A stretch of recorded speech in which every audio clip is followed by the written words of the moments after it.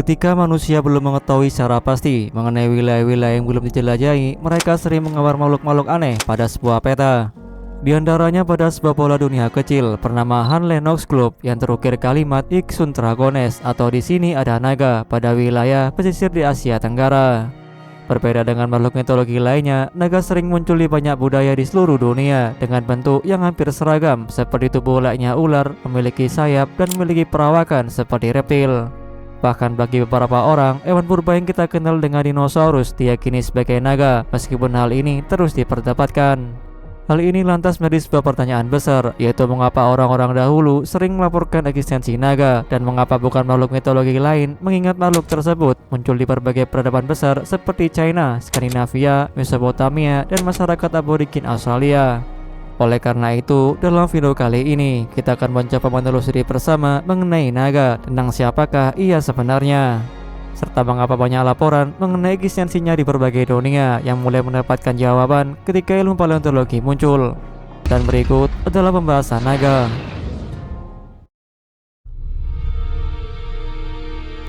Ketika mendengar kata naga, kebanyakan orang saat ini langsung membayangkan seekor makhluk raksasa berkaki empat, memiliki sayap seperti kelelawar, tubuh bersisik, dan mampu menyemburkan api.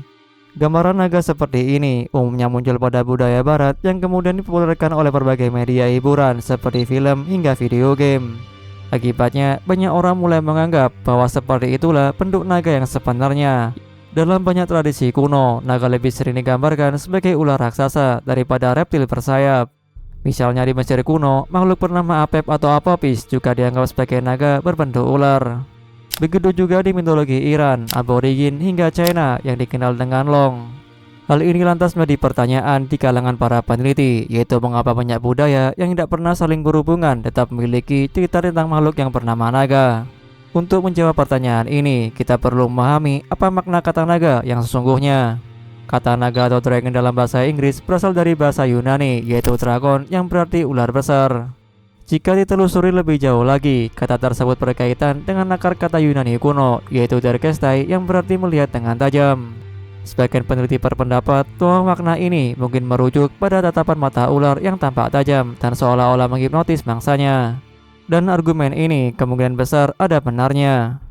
Pada tahun 2013, sekelompok ilmuwan yang dipimpin oleh Julian Dehoy mencoba mencari asal-usul mitos naga dengan menggunakan teknik filogenetik.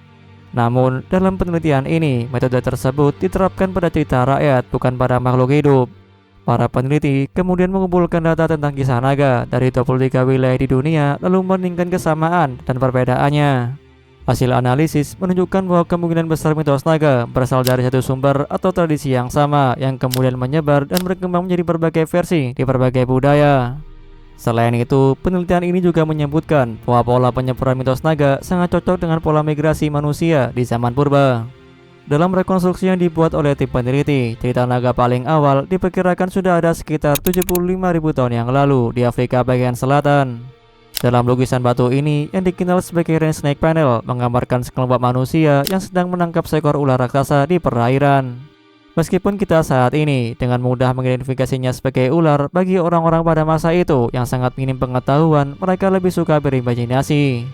Bukti lebih modern datang pada tahun 1934 di kota Ginkgo, di mana tulang belulang berikut diyakini sebagai naga yang ternyata adalah paus. Ketika manusia mulai bermigrasi keluar dari Afrika menuju ke arah timur sekitar 80.000 hingga 60.000 tahun yang lalu, cerita naga tersebut diduga ikut terbawa bersama mereka.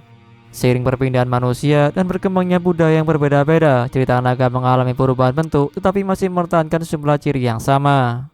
Bentuk-bentuk naga yang berbeda inilah yang nantinya dapat dijelaskan secara masuk akal sejak abad ke-19 ketika ilmu paleontologi mulai berkembang.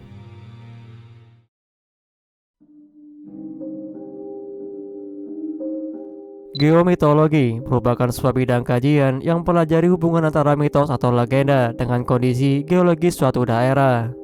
Dasar pemikirannya adalah bahwa cerita rakyat tidak selalu merupakan khayalan belaka, melainkan fakta yang tersembunyi. Meskipun kebanyakan mengandung unsur simbolik atau supranatural, cerita-cerita tersebut mungkin saja menyimpan ingatan tentang peristiwa alam yang benar-benar pernah terjadi dan kemudian diwariskan dari generasi ke generasi dalam bentuk mitos. Misalnya pada suku aborigin di Australia yang menyaksikan meteor jatuh sekitar 4.700 tahun yang lalu yang mereka sebut dengan iblis api yang datang dari matahari. Setelah diselidiki, memang ada bekas tabrakan meteor tepatnya di wilayah yang dikenal dengan Henbury, tempat mitos tersebut muncul. Berbeda dengan geometologi, paleontologi lebih ke mempelajari kehidupan purba melalui tulang belulang yang sudah membatu yang disebut dengan fosil. Biasanya, fosil ini berbentuk hewan utuh, bagian tubuh yang kemudian dihitung usianya oleh penangkalan karbon. Misalnya adalah fosil hiu purba ini yang bernama Megalodon yang awalnya dikira sebagai lidah naga. Namun, bagaimana dengan naga dari berbagai penjuru dunia? Untuk menjawab itu, tentu terdapat pada fosil hewan purba yang ditemukan oleh manusia pada zaman dahulu.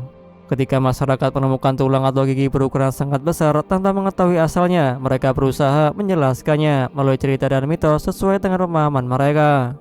Di antaranya adalah mitologi Yunani yang menceritakan pahlawan bernama Cadmus yang dikisahkan berhasil mengalahkan seekor naga air lalu menanam gigi-giginya yang bergerigi ke dalam tanah. Gigi geram mastodon yang berukuran besar dan memiliki tonjolan-tonjolan tajam tampak begitu aneh bagi orang-orang yang tidak mengetahui asal-usulnya.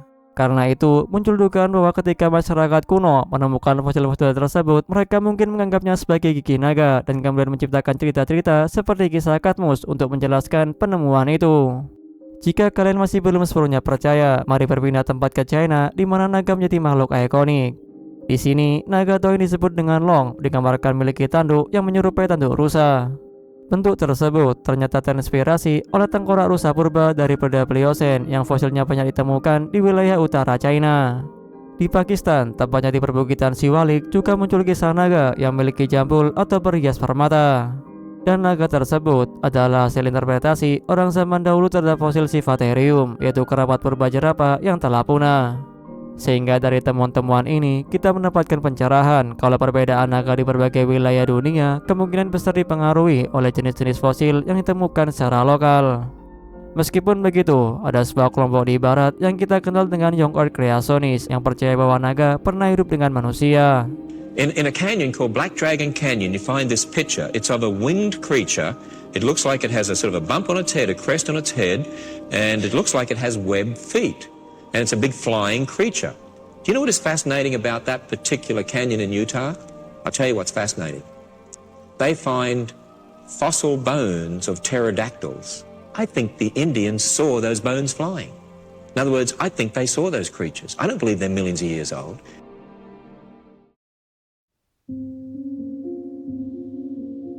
Sebelum istilah dinosaurus diciptakan oleh Sir Richard Owen, orang-orang zaman dahulu menggunakan kata naga.